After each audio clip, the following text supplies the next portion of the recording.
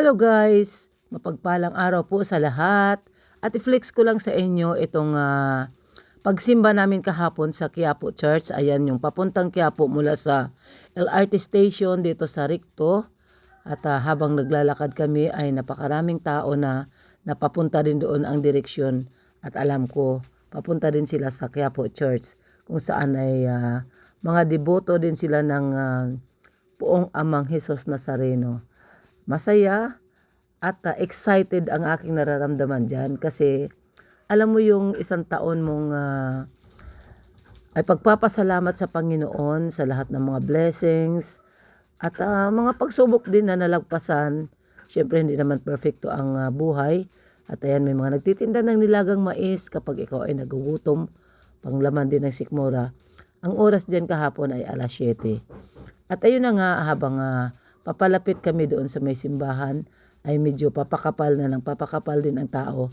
At yung mga pila na yan kung inyong nakikita sa left side kung ayan ay yung mga pila ng mga taong aakyat doon sa taas at hahalik sila sa paanan ng Poong Nazareno. At ayan na nga palapit na kami sa simbahan. Talaga namang medyo sumisikip ang daanan halos sa gitgitan na, pero siyempre kailangan dyan ay magbaon ka ng mahabang pasensya. At siyempre hindi naman ang punta mo dyan ay para makipagbalyahan o makipag-agawan, kundi kung anumang sitwasyon dapat nakahanda ka. Kasi ang punta mo dyan ay iyong panata at paniniwala, pananampalataya para sa Poong Amang Hesus Nazareno. At ito nga pala guys ay siyempre para lang sa mga Katoliko, debotong Katoliko, or Catholic in faith, in religion. Ayan na nga, tuloy lang kami dyan, pausad. Ayan, at sa gilid, tuloy pa rin ang business. At medyo malakas na ang bintahan ng mga images ng iba't ibang saints. Tapos yung mga wishing candle, yung mga kandila dyan na pwede kang magsindi. Mga damit ng para sa mga pangpuon.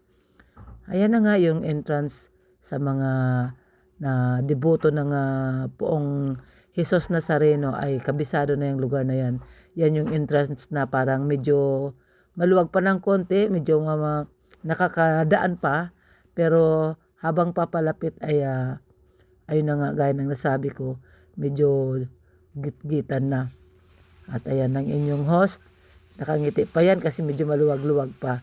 At nakakatuwa lang din dahil una, siyempre sa loob ng isang taon, hiniling ko noong unang First Friday din dyan na ako na makapagsimba ulit ako ng First Friday of 2027. At yun din ulit ang una kong hiniling na ipagkaloob ng Panginoon na makapagsimba ulit ako dyan sa First Friday of 2027. Ay, 26 pa lang pala ngayon. Correction po. I am sorry. Ayan, at ayan na nga. Dito ay medyo may mga taong medyo maiksi ang pasensya, lalo na yung siguro napapagod na rin at nagugutom. At medyo mainit kasi may sindihan ng mga kandila dyan. Nasaway pa nga ako dyan ng isang tao na sabi sa akin ay, pwede daw ba akong mamaya na mag-video? Sabi ko sa kanya, sige sir, mauna na lang po kayo kasi kumukuha pa po ako ng footage. At hindi naman siya nagano, sabi niya, ay ganun ba? Okay, sige.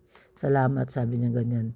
Alam mo yung mga tao minsan, hindi natin hawak yung kanilang emotion, kung sila ay mainitin, magalitin, or ano. Pero kailangan pagitaan natin sila ng, hindi natin sasabayan, kumbaga, yung kanilang nararamdaman, ano man yun, baka pagod lang din at gutom. At ayan na nga, dahil patapos na yung misa dyan at nagpaparakpakan na yung mga tao. Diyan ay halos wala nang galawan. Sa labas pa lang kami. At ako talaga ay, panata ko talaga na makapasok talaga ako sa loob ng simbahan. Kaya hiniling ko talaga sa Panginoon na, Lord, andito na ako sa labas. At gusto ko talaga makapasok dyan sa loob. Kasi iba yung pakiramdam ba pag nasa loob ka ng simbahan. Actually, sabi nga naman sa Bible na kahit saan ka lang naman kapag ang pananampalataya mo ay mula sa puso, kasi kahit sa puno ka lang ng sa ang puno ka lang magdasal ay ikaw ay didiringgin, di ba? Basta ang faith mo kay God ay 100% or 101% sa puso mo. Pero siyempre dahil nandyan na ako, pangangarapin ko na lang talagang makapasok sa loob. Kahit hindi ko alam kung paano dahil sa sobrang kapal ng tao. Pero sabi nga nila, pag ginusto mo, ay magagawan mo ng paraan. At ayan na nga, sa, excuse me po, sa kakausad-usad ng mga tao, galaw ng tao, sasabayan mo na lang talaga eh. Hindi ka kukontra, hindi ka sasalungat kasi napakahirap. Kung saan yung direksyon ng tao, sumabay ka na lang.